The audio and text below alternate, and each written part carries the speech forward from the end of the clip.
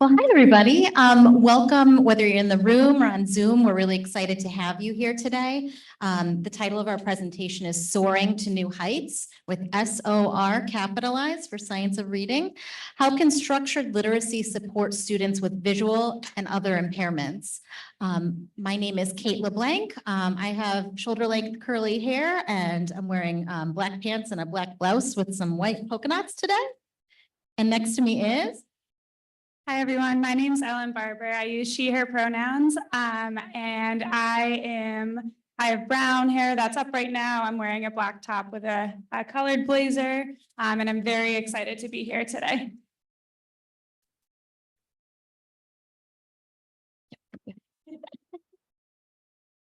All right, so we'll tell a little bit more about our backgrounds and experiences, but first we just want to present you with the structure of today's presentation.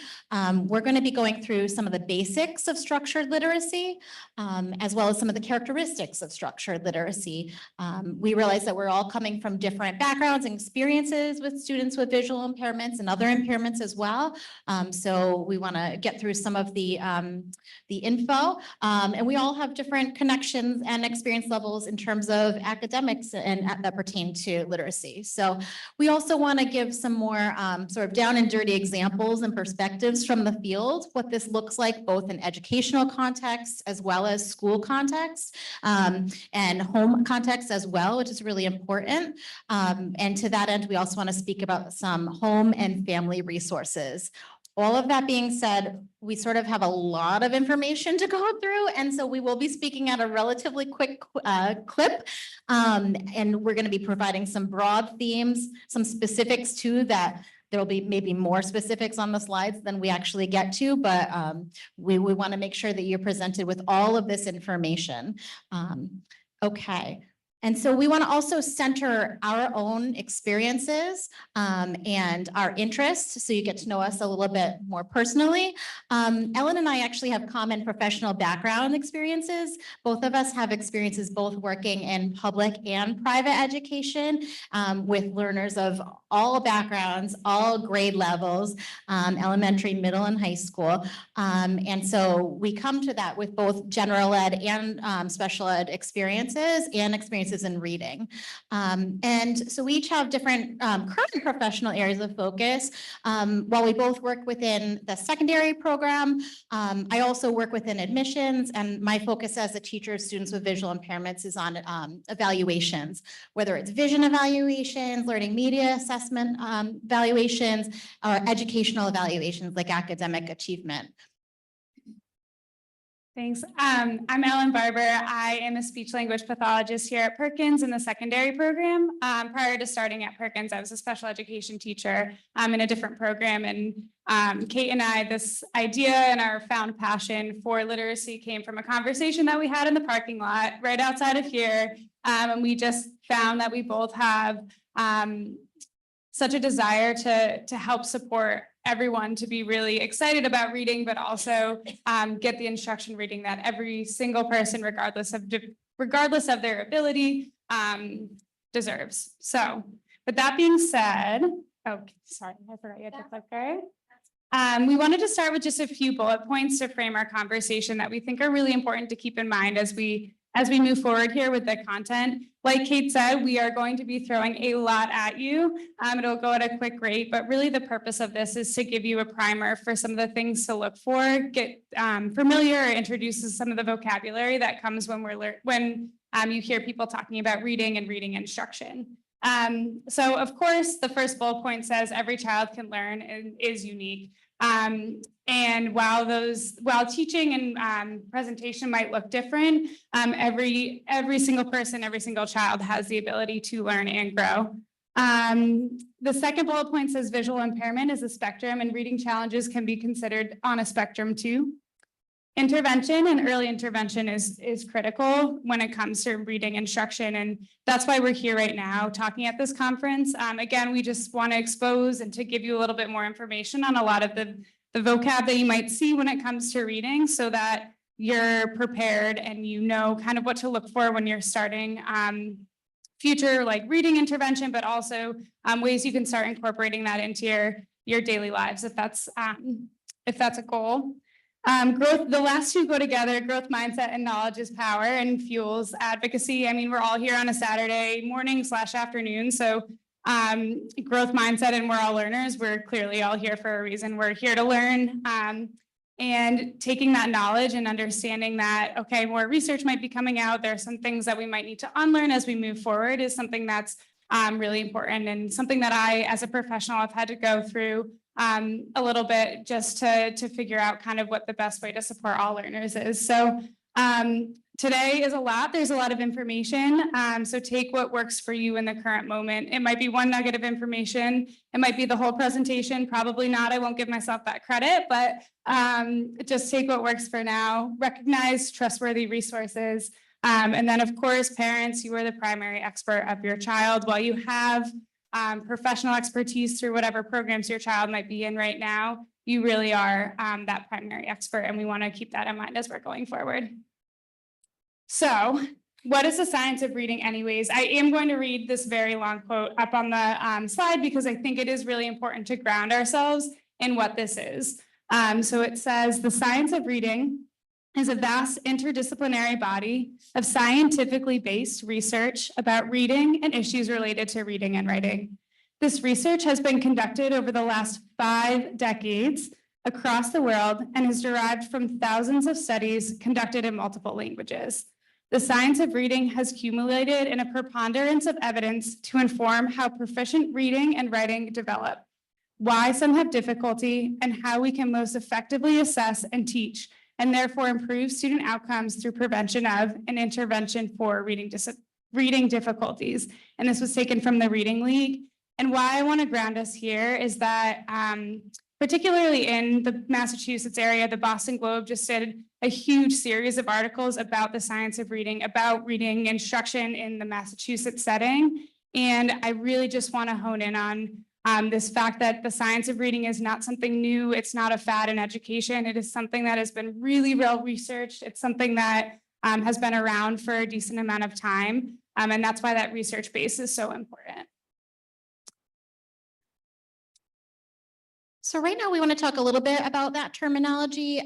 So you've heard me say science of reading as well as structured literacy, and both of those speak to sort of different elements within the idea of reading. So we're thinking about the why or the rationale, that science piece, that research base, versus the how, the structured literacy. What does that look like in the context of a classroom in terms of instruction? That's really the application of the science.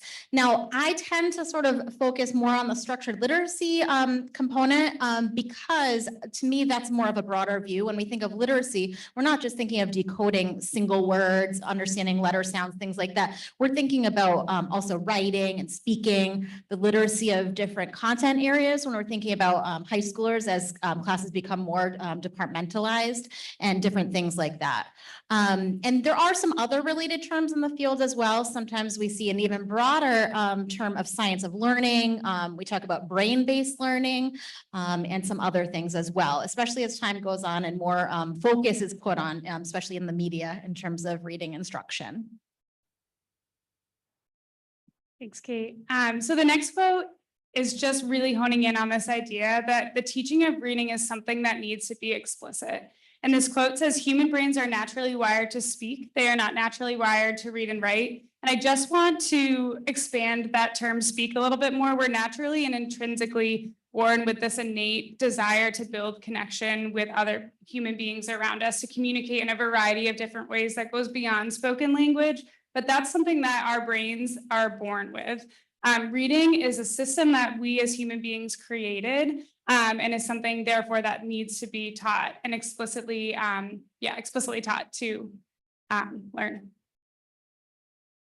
Throughout this presentation, we'll also be speaking really inclusively when we're thinking about reading. We are not thinking of just someone who's viewing the written language on a page. We are thinking of learners of all sorts. And when we speak about speaking in particular, we're also thinking of our students that are non-speakers as well. So, and we will speak further to that in a moment. So some of the theories around reading, we're going to go kind of quick on this one, but there is the simple view of reading, which is a researched idea that word recognition times language comprehension equals reading comprehension. That reading comprehension is always going to be the ultimate goal, making meaning of whatever you're reading. And so this is a simplistic way of thinking about it that researchers have come to understand. However, there is also a very complex and more complex process as well that they've broken down the language comprehension in Scarborough and Hollis's reading rope, where the language comprehension piece is multidimensional, and it includes things like background knowledge, vocabulary, language structures, verbal reasoning, and literacy knowledge. And all of those are sort of interwoven, if you can imagine, in one strand of yarn, maybe. And then that meets word recognition and spelling. And that includes things like substrands like phonological awareness, which we'll be talking a little bit more about, decoding and sight recognition for familiar words. Now, as those two strands of all of the language comprehension skills and all of the word recognition skills come together, that learner is becoming increasingly strategic and increasingly automatic in their reading. So hopefully that end goal is that skilled reading, that fluent execution and coordination of word recognition and text comprehension. And so I just want to mention that Joan Sedita, who's done a lot of work at Landmark School and now has many professional developments for parents and teachers, has also created a writing rope, because that is a really, really important piece as well. And those substrands of that writing rope include things like critical thinking and syntax and text structures and writing crafts and transcriptions. So really, I want you to know that the big takeaway from both of these things is not that you know every individual piece of it, but just knowing that reading and writing are complex processes, that there's lots of skills and sub-skills that go into that. And to that end, and with that being said, there's also oral language ties into all of this as well. So this is a very complex graphic on the screen. It's called Hook's chart, and it's a chart that describes the connection between the reading comprehension and oral language. And there are two circles that both identify specific skills. And I don't put this on the board. I won't talk through it because this was an entire couple of classes in grad school. But just to let you know that there are tons of different skills that go into this. And while it seems really overwhelming, as a professional, we can look at this and say, okay, there are assessments and ways to look at all of these individual skills to break down maybe what we're seeing on the surface. So a student might come into my room, they might be struggling with reading, and on the surface level, I'm seeing that they're having a hard time comprehending the text, but there's all of these skills that go into that. So what I can do as a professional is I can go through and I can individually assess what those skills are and where the breakdowns might be happening, so that we're not looking at everything at once, right? We're not just seeing that they're having a more difficult time reading. We can target or focus in on a specific skill that they're having difficulty with. And I apologize for going through that quickly. It's just wanted to give you the key information because there's a lot. So the National Reading Panel, in 1997, they did this huge study, and they took over 100,000 studies to see which methods most effectively taught students how to read. So that's a ton of studies, a ton of information that came together. And from there, they identified specific areas that are key for individuals to become proficient readers. And really quickly, I'll go through those definitions. So the first one is phonemic awareness. And phonemic awareness is the ability to focus on and manipulate individuals' phonemes in spoken words. So that would be me saying, say pot, now say pot without the p, say pot without the t. And you're manipulating in that in your head to say ought or pa. That's the idea of phonemic awareness. Phonics is another essential skill, which is when you're starting to build that letter representation and letter sound relationship within your brain. And that can be within Braille, it can be a grapheme representations, which is the letter. And the example that I put here is the sound k can be represented by C, CK, and CH. Vocabulary is our word knowledge. So we're putting together those letters to see words and understanding that those words carry meaning. And from there, we have fluency, which is the ability to read with speed and accuracy, which then supports with our comprehension. That fluency, we're not trying to be super fast readers just to race through things, but When we're looking at the rate of someone's reading, that gives us, if they're reading more quickly, it means that they're reading more efficiently and more efficiently decoding what those words are. And then comprehension is putting all of that together, right, to get the meaning from the text. I do want to put two caveats really quickly. So in terms of fluency, none of these skills, one, exist in a vacuum, right? We wouldn't just look at one of these, like the number of a score, and say, okay, this student isn't fluent, the student isn't, doesn't have the ability to do phonemic awareness. We want to look at the student as a whole, right? So for fluency, someone might have a harder time communicating verbally, or they might communicate in an alternative way, which might impact their fluency, but that's not necessarily saying that they aren't a proficient reader, right? We're looking at the student as a whole, but these are some of the skills that do go into what an efficient reader would look like. So somewhat in response to that study, that large culmination of examination of those 100,000 studies, the ABC Braille study was one that was specific to our learners with visual impairments. It was the first multi-year Braille literacy research that was done, and that was between 2002 and 2007. And it was a number of big names in vision education field and lots of TVIs, and many of those who have informed even like Braille curriculums more recently. And so they were trying to answer the research question, are there differences in the reading rates, comprehension, vocabulary, word recognition, and reading achievement levels of children who are initially taught contracted Braille and those who are initially taught uncontracted Braille? So even if you're not familiar with Braille and the differences between contracted and uncontracted, just know that they were looking to see how does this apply to our learners and how does it apply to how we as practitioners are teaching students and using the best and most important and research-based practices. And so they had some findings. There were several things that sort of they realized had no effect and just had a continued, same kind of effect, whether, phonemic awareness and phonics, including contractions, didn't have much of an effect. And fluency, the inclusion of contractions also didn't have much of an effect. However, they did find that early contraction use really supported spelling skills.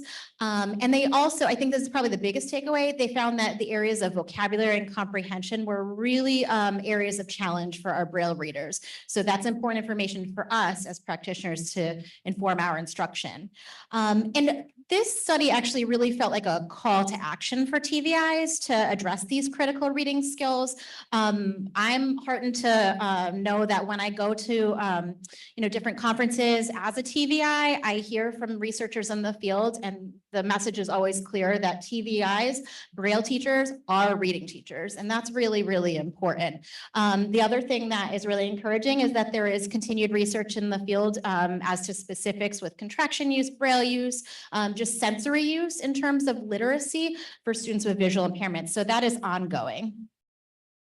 One of the quotes that came from here, I'm going to abbreviate a portion of it, but the entire thing is on the screen and in the handouts as well. But it says that the researchers concluded that the instruction must focus not just on the Braille code, but on basic reading processes. It's the author's belief that the teacher of visual impaired students needs to do more than teach Braille code to beginning readers. They have a responsibility to incorporate reading processes into their instruction. So just as I was speaking about that we have a responsibility not to be just Braille teachers and just access sort of teachers, but also to incorporate all of that important reading instruction.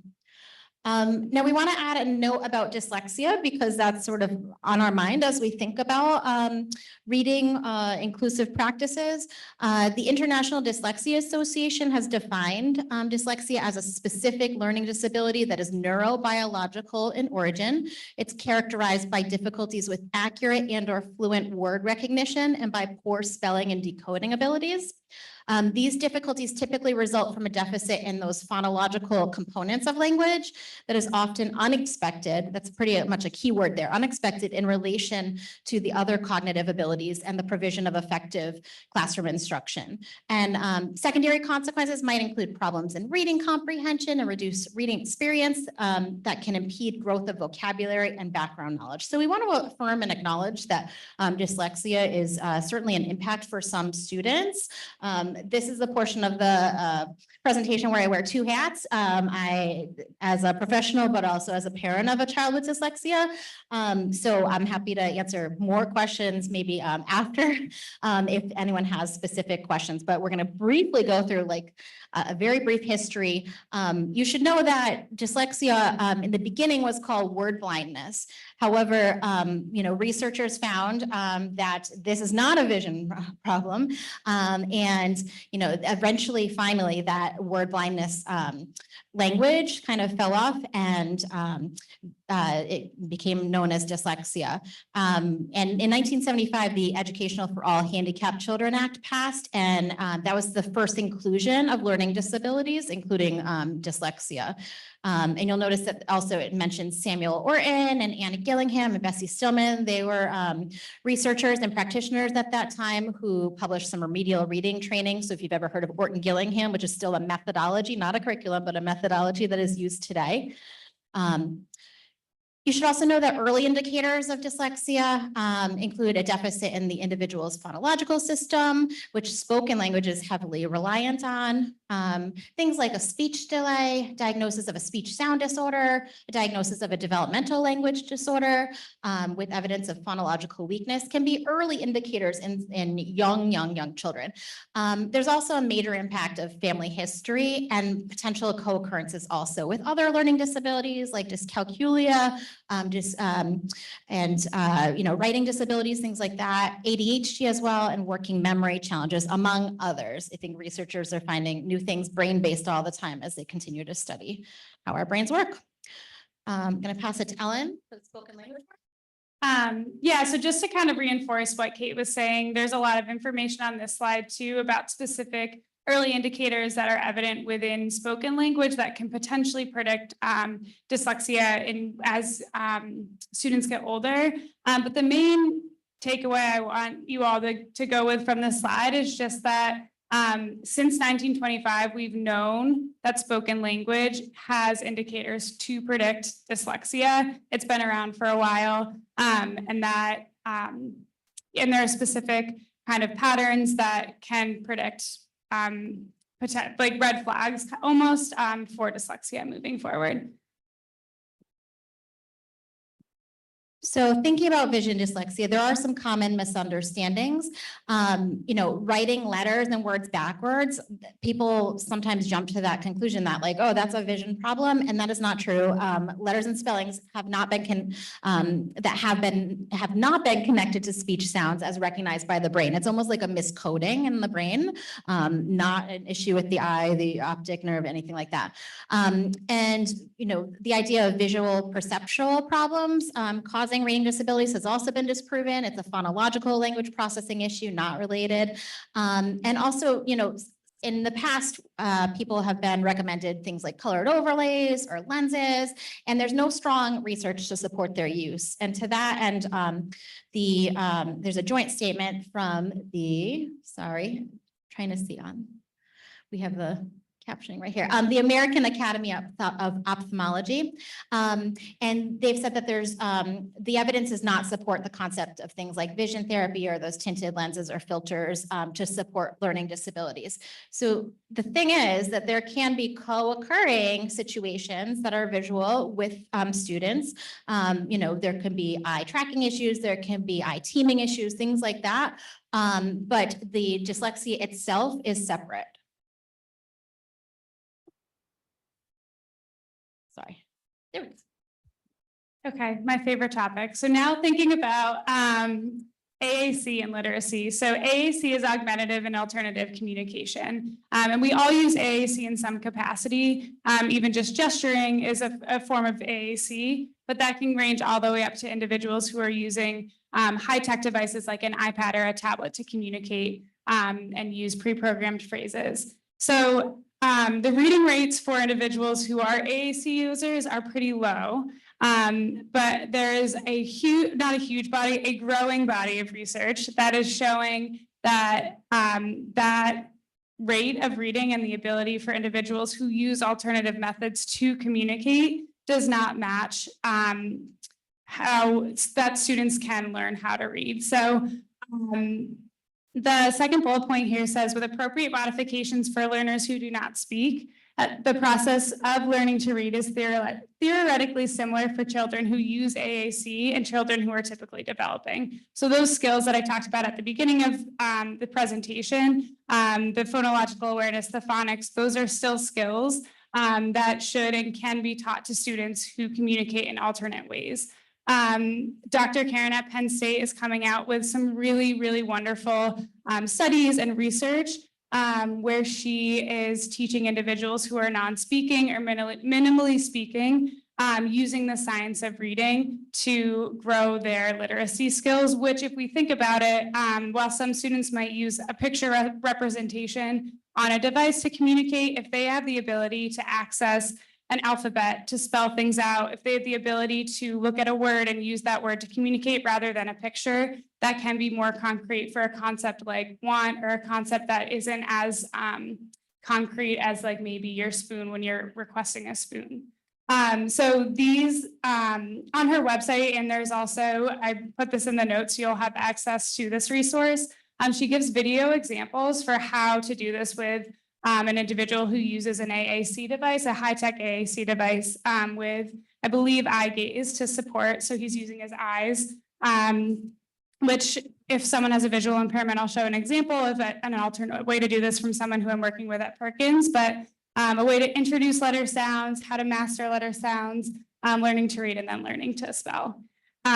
So this graphic up here is just, it's a Venn diagram with 3 different principles of how to support individuals who are AAC users to become, to maximize their literacy learning outcomes. So the first circle in the Venn diagram says AAC needs and adaptations. So you're looking at that learner, you're seeing how they communicate, and you're making the appropriate adaptations so that they can access those skills in a way that makes sense for them. Then you're using principles of effective instruction, providing tons and tons and tons of opportunities for individuals who are AAC users to participate in the process of learning how to read. And then you're tying in that science of reading to support that background to help them learn how to read. Thank you, Kate. On the right-hand side here, I have an example of a GoTalk 4, which is what we call a mid-tech device. And it has 2 letters on it with backgrounds. And I'm assuming this isn't something that was from Perkins, but I'm assuming that when the individual clicks the A, it makes the A sound, or it says letter A. So you're building that awareness of that sound symbol correspondence. On the right-hand side, I'm about to show you a video of a student at Perkins who is using a full keyboard to start building in the science of reading and learning how to hear a sound and connect it to a letter. So if you want to, yeah. So this student, he is blind, he is non-speaking, and he uses a switch to access his communication device. So he uses a high-tech iPad with an application called GoTalk Now.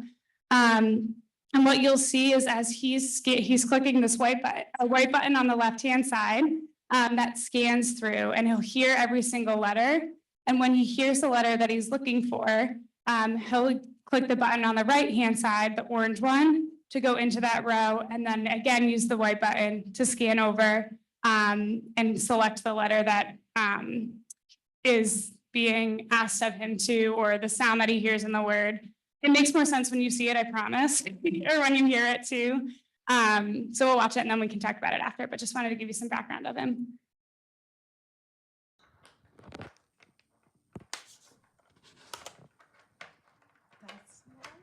You got it, Kyle. There's an H. Nice job. H for help. H for help. Nice job. Can you find it one more time? Go for it. Select A, B, C, D, E, F, G, H, I, J. Enjoying the buses. Nice. I heard it too, Kyle. Go for it. Letter H. K, L, M, N, O. P, Q, R, U, V, W, X, Y, Z, T, H. Tool. Select Keep going, Kyle. A, A, B, C, D, E.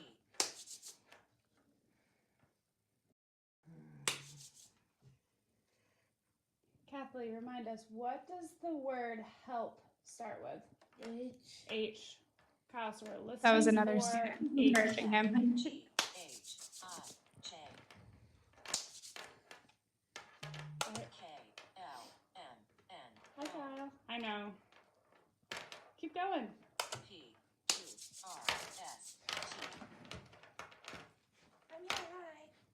Do you want to do it together, Kyle?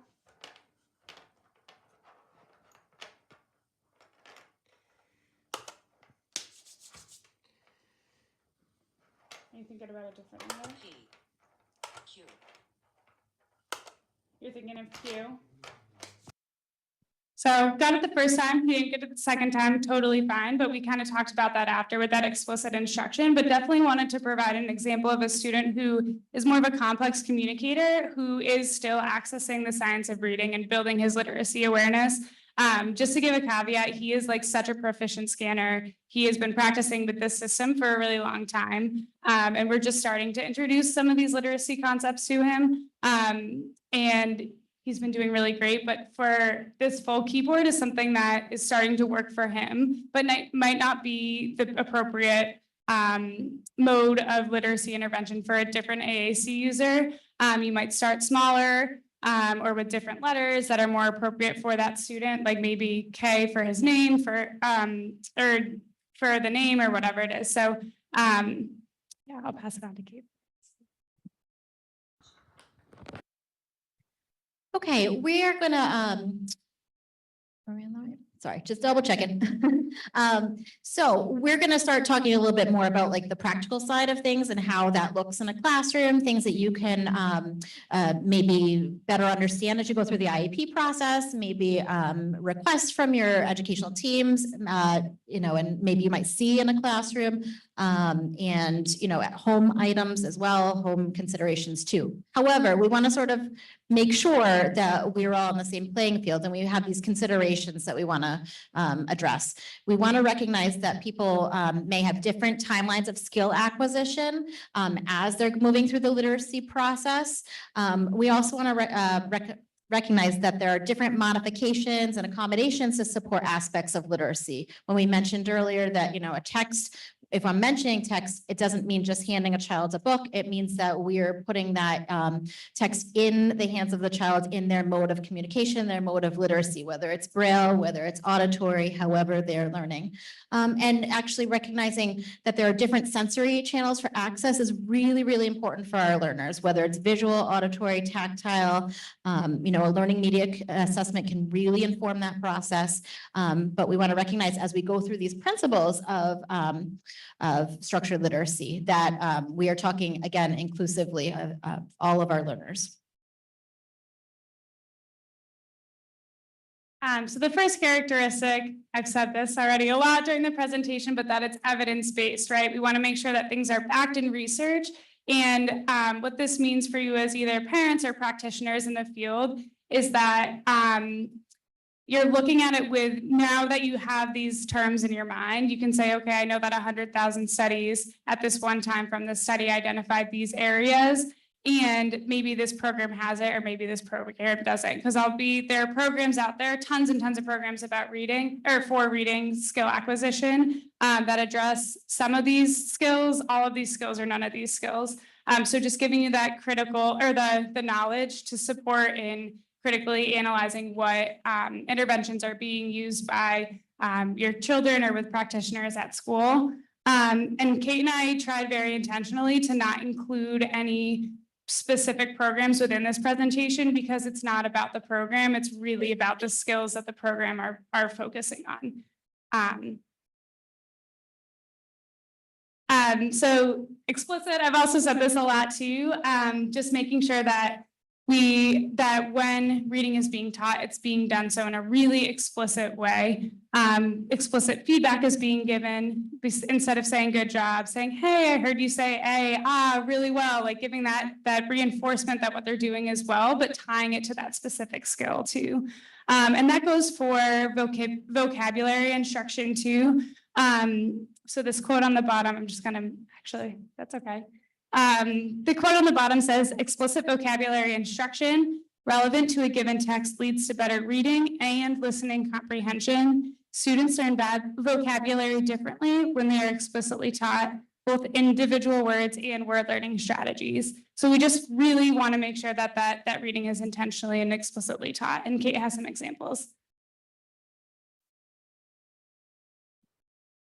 Okay, so when we're thinking about explicitness in reading, there are some things that sort of we used to do in reading and things that we are now know better, do better kind of. So, many of us in this room, if we are visual learners, we read and learned some words via flashcards.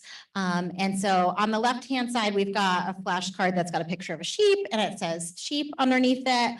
And the thing is, so if I hand that, I guarantee if I hand that to my 5-year-old, she's going to look at that picture and she's going to say sheep, or she might say ba, or she might say something that's related to that and use that sort of visual ability to predict instead of decoding. We want her to practice those reading skills.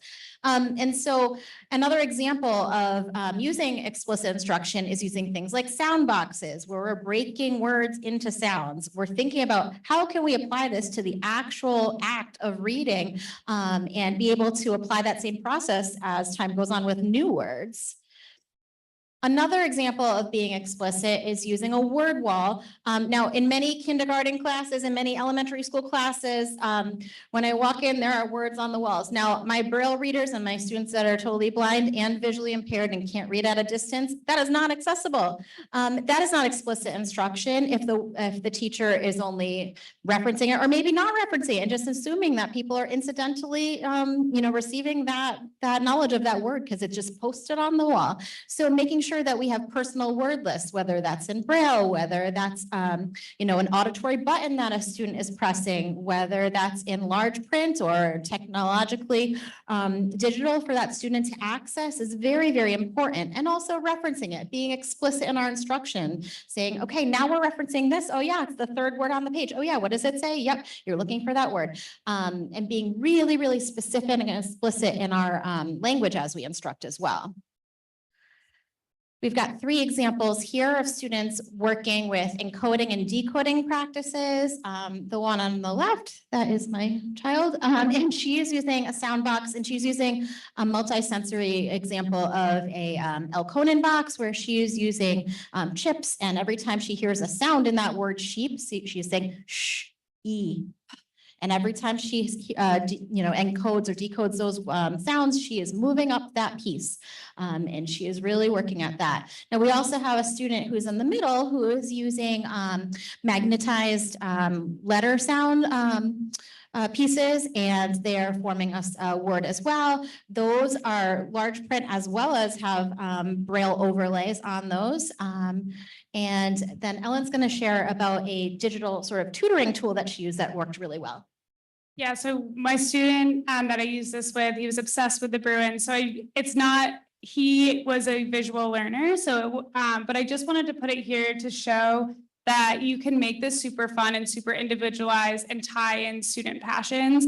And this was remote therapy that I was doing with him. And so gave him control of the mouse, and similar to what Kate's daughter was doing, for each sound of the word, he would pull a Bruins player down onto the hockey rink. And it was a super motivating thing for him to complete a task that was pretty difficult. And I preferred.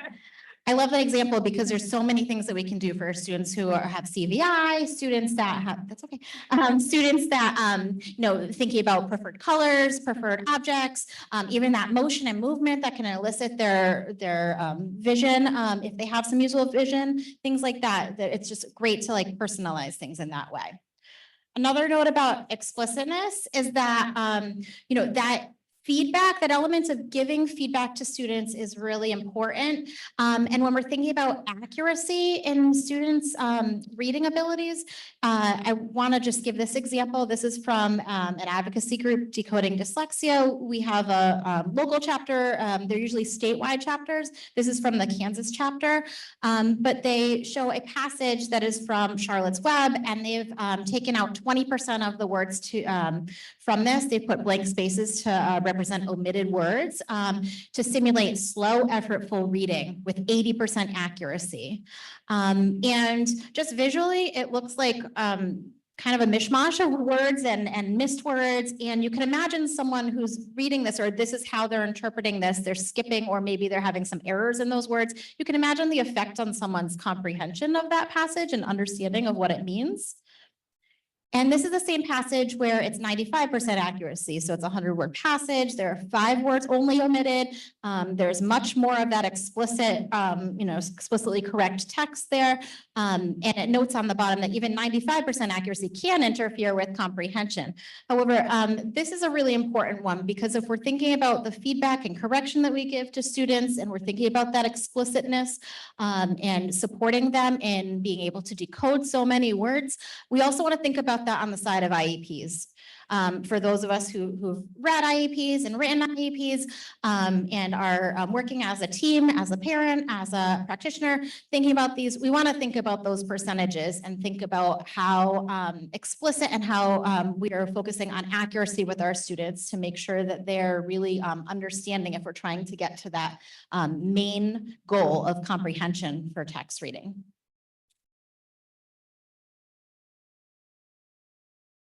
All right, another aspect of structured literacy that's super important is this multisensory approach. And this is where I think you can be the most creative. It's super, super fun. You can tie in those passions of your child, of your learners to bring in these different ways to present phonological awareness, decoding activities, comprehension activities. And we have some examples on the next slide, so I won't spend too much time on this. But things like songs and rhyming, playing with language when you're in the car, when you're just kind of in the grocery store is another great example of you can hand your child a drink and say, drink, this is a drink, you're touching it, it's cold. There are all these different ways that you can pull in these concepts into a multisensory approach. I'm actually just, so some examples here. Poppets are great. They're a huge fidget these days, but you can also use them within phonological or phonemic awareness activities, having students pop out different sounds, drawing it in the sand using different like Play-Doh or Silly Putty or something to tap out the different letters or sounds that you're hearing as you go for individuals who are accessing things visually, clapping it out using some sounds as you're going. You can clap out the syllables, you can clap out the sounds. And then my personal favorite, which I use all the time, are story boxes, which is this example all the way on the left, which shows the book If You Give a Pig a Pancake and some real objects that are used within that story. So as you're going through and you're hearing the word syrup, you can hand your child or the student a bottle of syrup and say, this is syrup, and introduce that vocabulary that way. There's a box of pancakes mix on there too. So while you can read through, introduce the vocabulary with real objects. You can tie this into something that might be more like if you're really working on the concept of feeding and a spoon and a fork and a knife are things that you're working to introduce, you can make it super applicable to what that what your child or what your student is learning in that moment. And you can use it as a comprehension activity after of like, okay, we heard on the first page that he wanted syrup. We have 2 objects in front of you. Which one is the syrup, or things like that to build in all of those aspects of the reading process. Oh, I'm sorry. And then another really important part of it too is that it's systematic and cumulative. I'm just going to skip down to this quote here that says, a scope and sequence provides a list of skills to be taught, a sequence for teaching them, and guidelines for when to expect student mastery. And that's from Reading Rockets. So essentially having a scope and sequence is something that is almost a roadmap for how you're building skills within your child or within your learners. And this is something that you as a parent probably wouldn't have, but professionals in the room should have if you are teaching literacy, and is something that you can ask for and advocate for if you're going in and you're learning more about the reading process at school. And a couple things to remember too about a scope and sequence is that the progression might not always be linear, right? And there might be maybe after a holiday break, the student comes back and are struggling with skills in the level that they were working on before they left. it gives you a roadmap to say, okay, well, we were on level 3, let's go back to level 2 and see the skills in there and still address it in a really systematic and cumulative way. And it's totally fine that that linear progress isn't being made because as we know, life happens and things can happen that might impact that.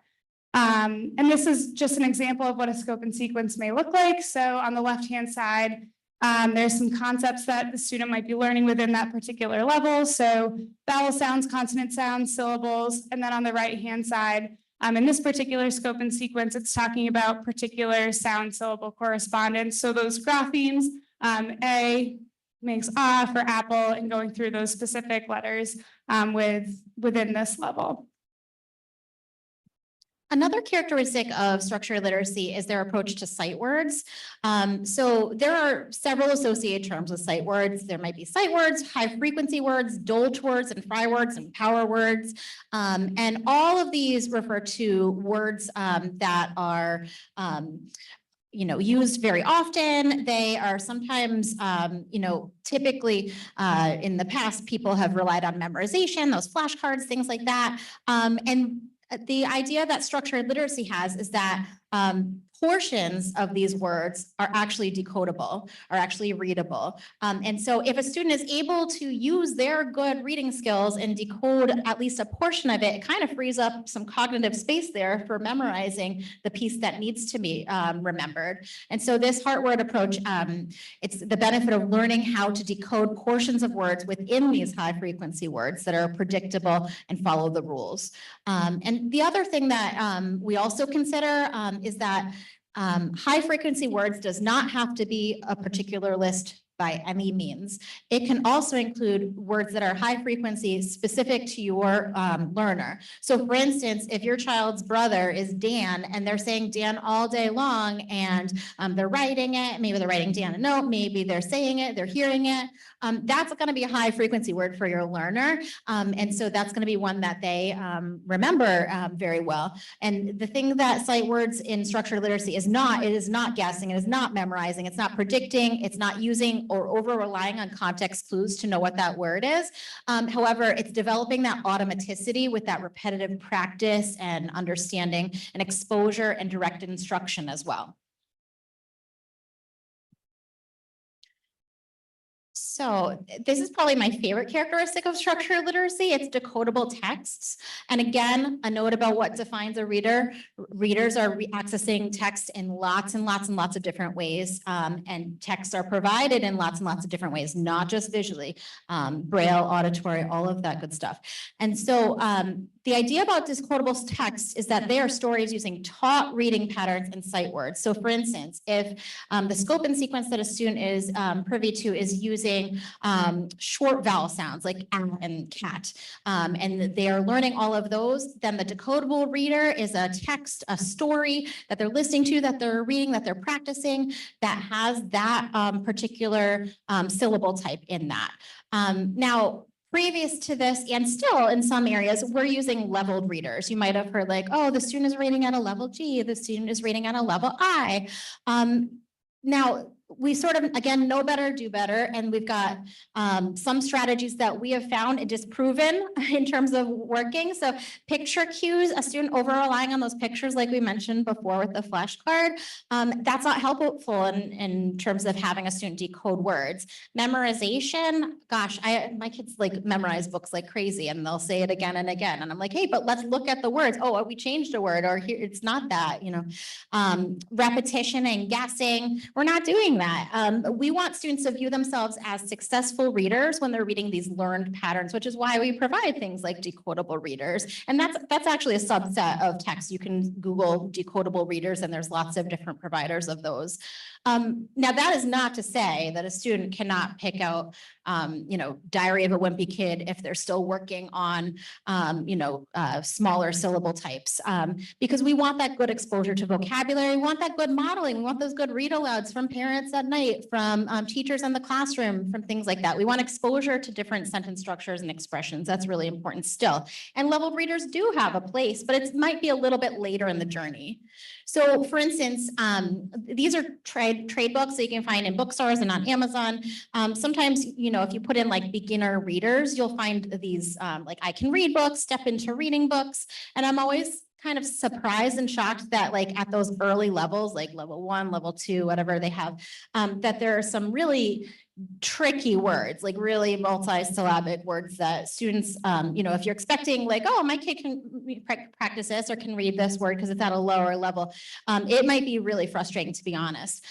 In the middle is a different book, and you'll see on the back it says decodable text focus, words with short vowel sounds, words with long vowel sounds, 2-syllable words, etc. And so it tells you specifically what that is. So if a teacher, I get notes home all the time from my teacher about, you know, teachers that what they're working on with my kids, things like that. And it will tell me, you know, exactly what type of text they're using. And so that helps me. I'm like, oh, I can pick out a book, you know, from the library or from Amazon that has this type of text. And again, you know, it may not be handing the child a book. It may be finding on Bookshare. It might be typing it up. It might be using an accessible device to access, things like that.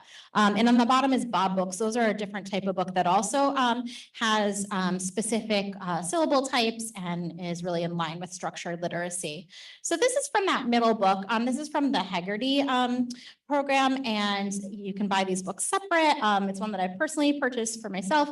But, you know, it mentioned all those types of syllable types, vowel consonant E's and short vowels and things like that. So it says things like, while on Pine Lane, I had mom stop the van. Where was Ben? This time I did not yell his name, and it goes on and on and on. What I like about this is the story is not dry. Like you can imagine how dry a story could possibly be with only a limited set of words. And also the pictures are enticing for students that can access that visually, but they're not super directly related to the action that the story is taking. So it's not super predictable. So students can't really guess their way out of reading the entire thing.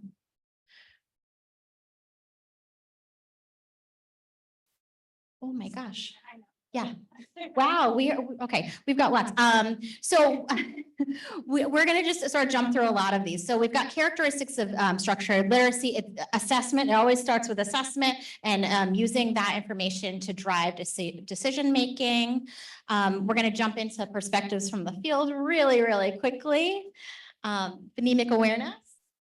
So just with phonemic awareness, I think a main takeaway from this is that there's a lot of research that shows that this isn't something that has to happen in isolation, right? It's something that, as we mentioned before, spoken language is something that very much is tied to phonemic awareness, and it can give us those red flags. So if you're working on articulation therapy, or if your child is working on articulation therapy, that doesn't mean that you can't also build in those phonemic awareness skills. So as you're practicing those sounds, you can also talk about how they sound in a word and where they are in the word to practice that. That's okay. If we're thinking about phonics, you know, we're thinking about connecting those sounds to maybe keywords in a sequential, we say drill, but we don't mean like drill and kill. We mean making sure that we're getting some automaticity, some speed with remembering some of those and making these things meaningful. Again, you know, we mentioned that the words for sight words could possibly be a personally relevant word, and those keywords can be so too if that's more applicable to our students. Vocabulary is so huge. It's something that you can do really anywhere, but it's also a huge predictor on an individual's reading comprehension. So if you're looking to see kind of where a gap is or how to increase reading comprehension, targeting vocabulary for individuals who already have those decoding skills is kind of like the key to where you want to start. And this can be done in a variety of ways. I use ways to expand vocabulary in my setting using vocabulary timelines. So we'll do a quick check-in on our feelings, and one of my students would just come in every day and tell me that she was either happy or tired. And so we use those two words and then expanded upon them, because some days she wasn't happy, she was just fine, but some days she was happy and really excited about something. So we kind of expanded on it in a linear way so that she could see kind of the difference of how you can say those words. And then textures too, we do a lot of tactile stuff. You can skip that slide.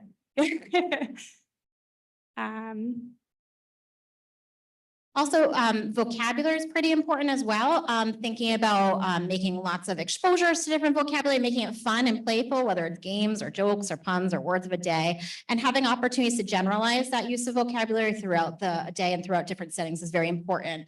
I might say to a student, like, help me think of a word, or what's another word for? How many words can we come up with that mean a certain thing? And categorization is pretty important too. I just want to go back to Ellen's for a second, because I think it's really good that she had some categories with her students and they brainstormed some relevant vocabulary, which was great. Fluency, again, we mentioned that fluency is not only like the speediness, but also the accuracy. It's also the prosody, how a student is, changing their voice in relation to words. And so I want to mention that Perkins has a nice resource in terms of normed, I put quotes and air quotes there, normed rates. But I do think that student progress over time and comparing it to past student performance is really, really important. And things like repeated readings and fluency pyramids are really great. Fluency pyramids is like saying, Ellen did go, Ellen did go to, Ellen did go to the ECC, Ellen did go to the ECC conference, and adding on that and building a student's capacity for fluency at the sentence and word level. And so we just want to mention that if you're decoding and you're struggling with decoding, then you're using all your cognitive energy on the actual words and reading. So you're not going to get to that end goal of comprehension. So we do want to work on that over time. And then finally, comprehension is putting it all together, right? You understand the vocabulary, you're decoding the words, and then comprehension is understanding what those words mean in a larger context. So there's lots of different skills that go into this. You have access to these slides, so I'll kind of skip through to the next one. But that's kind of like the last step there. We're going to jump through to this video. I'm going to play it and then I'll give the description. Yeah, that one's a tricky one. It's a hard one. So Which, Wherever it's coming. yeah, we were trying to find that. Matt, do you happen to know? Sorry.